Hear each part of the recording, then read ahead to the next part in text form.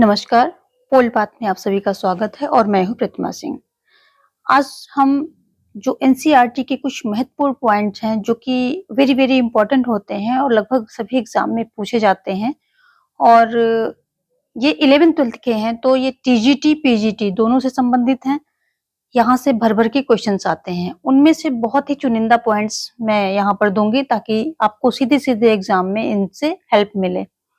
तो यहाँ पर कुछ बहुत ही इम्पोर्टेंट पॉइंट देंगे, साथ में बता दें कि यदि आप पीजीटी और टीजीटी का पॉलिटिकल साइंस का आप प्रिपरेशन कर रहे हैं, तो अपलोडेड वीडियोस के थ्रू आप अपना कोर्स कंप्लीट कर सकते हैं। प्लेलिस्ट चेकआउट करें और वहाँ पर सारे वीडियोस अवेल करके और अपने नोट्स बना सकते हैं। साथ में प्रैक्टिस भी कर सकते हैं, प्रैक्टिस की भी बहुत सारी प्लेलिस्ट लगी हुई हैं। तो चैनल पर विजिट करके आप सारी प्लेलिस्ट चेकआउट कर सकते हैं। देखेंगे कुछ महत्वपूर्ण पॉइंट की ओर बढ़ते हैं और देखते हैं। लीग ऑफ नेशंस के उत्तराधिकारी के रूप में संयुक्त राष्ट्र संघ की स्थापना हुई। सीधे-सीधे पूछते हैं, संयुक्त राष्ट्र संघ जो है किसका उत्तराधिकारी है? तो यहाँ से पूछा जाता है क्वेश्चन। दूसरे विश्व युद्ध की समाप्ति के तुरंत बाद 1945 में इसे स्थापित किया गया और 51 देशों द्वारा संयुक्त राष्ट्र संघ के घोषणा पत्र पर दस्तखत करने के साथ इस संगठन की स्थापना हो गई। ठीक है, आगे देखेंगे। 2011 तक संयुक्त राष्ट्र संघ के सदस्य देशों की संख्या 193 थी। तो ये कह तो रहा है कि 193 थी 2011 तक, लेकिन अभी जस्ट पिछले साल एमपी वर्ग 1 में 193 दिया गया था, 194 दिया गया था, लेकिन जो आयोग है उसने 193 को सही माना था। तो ये आपके एनसीईआरटी में दिया गया और यही राइट आंसर है। यदि 193 है तो आप इसी को राइट करेंगे। एनसीईआरटी से उठाया गया क्वेश्चन था वो। तो आप देख लीजिए, ये 4 भी आपको मिलेगा, 5 भी मिलेगा, लेकिन ये 193 सही है। आपके एनसीईआरटी से लिया गया क्वेश्चन है। आगे देखें, जो इसका अंग होता है, संयुक्त राष्ट्र संघ होता है, इसके 6 अंग होते हैं। कौन-कौन से होते हैं? आम सभा होता है, सुरक्षा परिषद होती है और अंतरराष्ट्रीय न्यायालय होता है, सचिवालय होता है। उसके बाद 5वां होता है आर्थिक और सामाजिक परिषद होता है, छठा होता है न्यासिता परिषद। इन सब में जो मुख्य बिंदु हैं उन पर हम आगे चर्चा करेंगे। इंपॉर्टेंट पॉइंट ही देंगे, वैसे तो यहाँ एनसीईआरटी में बहुत कुछ दिया गया है। ठीक है, तो सुरक्षा परिषद की बात कर लेते हैं थोड़ा सा। यहाँ पर इसकी जो आम सभा में क्या है, प्रत्येक सदस्य को 1 वोट हासिल है। इसके 6 अंग हैं, जो मेन अंग हैं तो वो 6 हैं। बाकी की दूसरे भी एजेंसीज हैं, वो उस पर हम भी जो मेन हैं उस पर चर्चा करेंगे। और सुरक्षा परिषद की बात करें तो इसमें 5 स्थायी सदस्य हैं। बहुत ही इंपॉर्टेंट क्वेश्चन है, कौन सा है? अमेरिका, रूस, ब्रिटेन, फ्रांस और चीन, ये 5 हैं। ठीक है, अब ये जो संयुक्त राष्ट्र संघ है, इसमें जो इंपॉर्टेंट चीजें एग्जाम में क्या पूछी जाती है उसको यहाँ पर मैंने समाप्त किया है। तो वो है 26 जून 1945 को जो संयुक्त राष्ट्र संघ का चार्टर होता है, इस पे 50 देशों ने हस्ताक्षर किए थे। कितने किए थे? 26 जून 1945 को 50 देशों ने हस्ताक्षर कर दिए थे।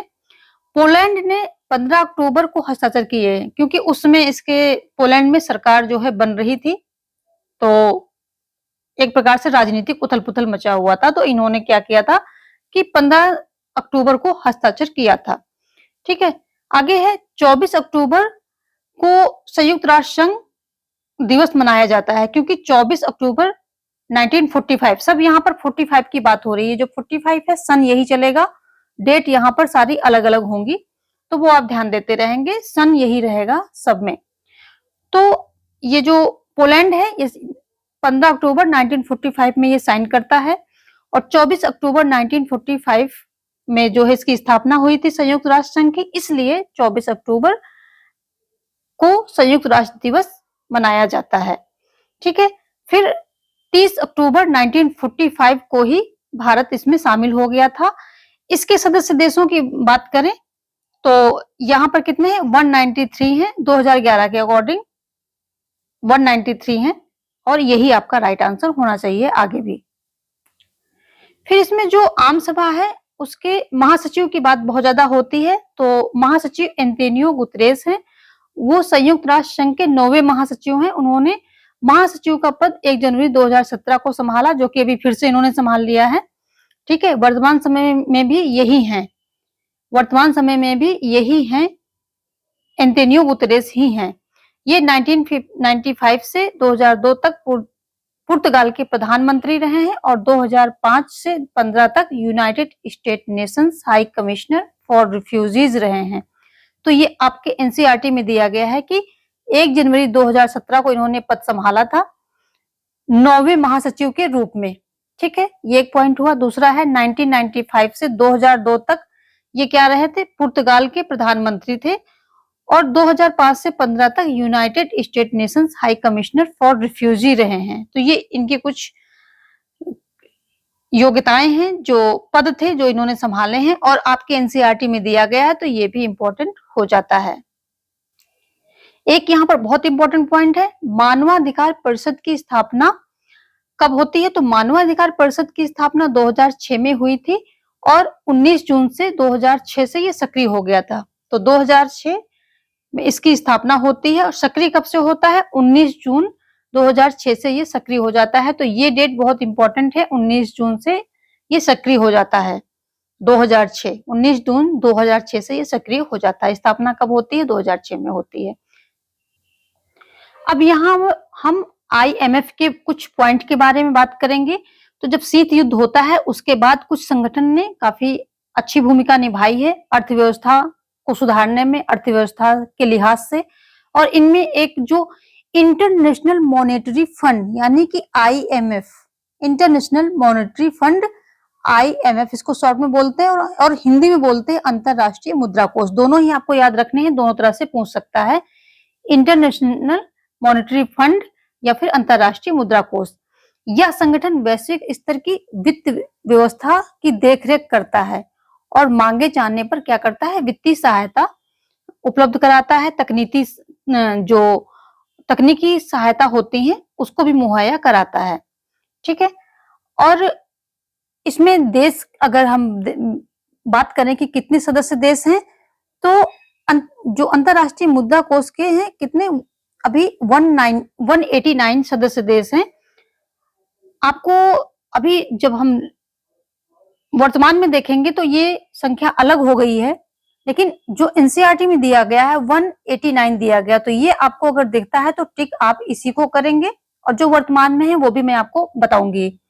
तो ये 12 अप्रैल 2016 के अकॉर्डिंग 189 इसकी सदस्य संख्या है। किसकी?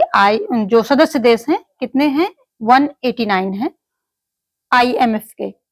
लेकिन हर सदस्य की राय का वजन इसमें बराबर नहीं होता है, तो ये क्वेश्चन भी आ सकता है क्योंकि ये आईएमएफ में जितने सदस्य देश हैं उनकी सबकी राय की जो वैल्यू होती है जो वो बराबर नहीं होती है। इसमें जो समूह 7 के सदस्य देश हैं उनका बड़ा रोल है और उनका सबसे बड़ा भाग होता है। तो जो समूह 7 के कौन-कौन से सदस्य हैं? अमेरिका है, जापान है, जर्मनी है, फ्रांस है, ब्रिटेन है, इटली है और कनाडा है। इसको आप ट्रिक से याद कर सकते हैं। अब जज को फिर ईर्ष्या हुई, जो अमेरिका है और ब्रिटेन है, तो इससे हो जाएगा अब, और जज यानी कि जापान और जर्मनी जज हो जाएगा, फ्रांस से हो जाएगा फिर, इटली से ईर्ष्या और हुई आप यूं ही लगा सकते हैं। तो अब जज को फिर ईर्ष्या हुई, इससे आप कर सकते हैं कि इसका एक ट्रिक हो जाएगा कि आपको एक मतलब कितने कौन-कौन से देश हैं वो आपको लर्न हो जाएगा। और इन देशों के पास जो समूह 7 के सदस्य हैं इनके पास 41.29% मत हैं इनके। और अन्य अग्रणी जो आगे के देश हैं उनमें है चीन है जिसके कि 6.9% है, भारत है 2.64, रूस 2.59, ब्राजील 2.22 और सऊदी अरब 2.02 और जो अमेरिका है इसके पास 16.52% मताधिकार है। तो इसमें आपको सब कुछ नहीं लर्न करना है, अमेरिका का 16.52 कर लेना है और जो समूह 7 के देश हैं ये 41.29 पर लैंड कर रहे हैं। तो ये 2 याद कर लीजिए, हो गया। और समूह 7 के आप पूछे जा सकते हैं आपसे क्वेश्चन, तो वही है, अब जज को फिर ईर्ष्या हुई, ये है इसके ये ट्रिक के द्वारा आप इसको लर्न कर सकते हैं। सभी चीजों में आप ट्रिक लगाएंगे तो आपको लॉन्ग टर्म के लिए याद रहेगा, भूलेंगे नहीं और कोई मिस्टेक नहीं होगी, आपसे नेगेटिव मार्किंग भी आपकी नहीं होगी।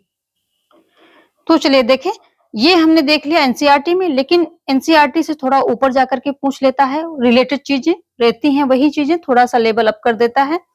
तो 190 सदस्य प्रेजेंट टाइम पर हैं। अगर ऐसा कुछ क्वेश्चन आता है प्रेजेंट टाइम पर कितने हैं, तो देखो 190 सदस्य देश हैं, किसके, आईएमएफ की बात हो रही है, ठीक है।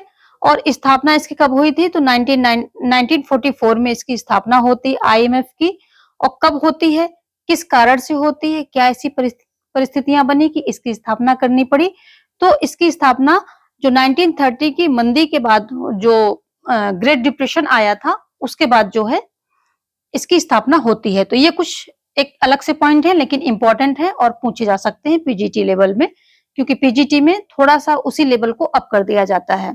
ऐसे ही आगे हम आपको बताते रहेंगे कि जो भी एनसीईआरटी में दिया गया है और उसका लेवल अप करके क्या पूछ सकता है। तो एनसीईआरटी के इंपॉर्टेंट पॉइंट और साथ में ये जो आपके उसका लेवल अप करके क्या पूछ सकते हैं, तो वो सारी चीजें हम यहाँ देते रहेंगे। तो एनसीईआरटी की सीरीज में आप ये सभी इंपॉर्टेंट पॉइंट नोट करते रहिए। और चैनल को सब्सक्राइब नहीं किया है तो हमारे सारे वीडियोस को पाने के लिए चैनल को सब्सक्राइब करके ऑल पर नोटिफिकेशन को ऑन कर ले, ताकि सारे जो है वीडियोस आपको मिलते रहें और कोई भी मिस ना हो, क्योंकि सभी पॉलिटिकल साइंस से संबंधित है। और आगे की वीडियोस में यही सारी जो एजेंसीज हैं और साथ में इनके जो निकाय हैं, अंग हैं, इन सब के बारे में जो मोस्ट इम्पोर्टेंट पॉइंट हैं उनको लेकर के आएंगे। आज का वीडियो हम यहीं पर समाप्त करेंगे। Thanks for watching. जय हिंद, जय भारत।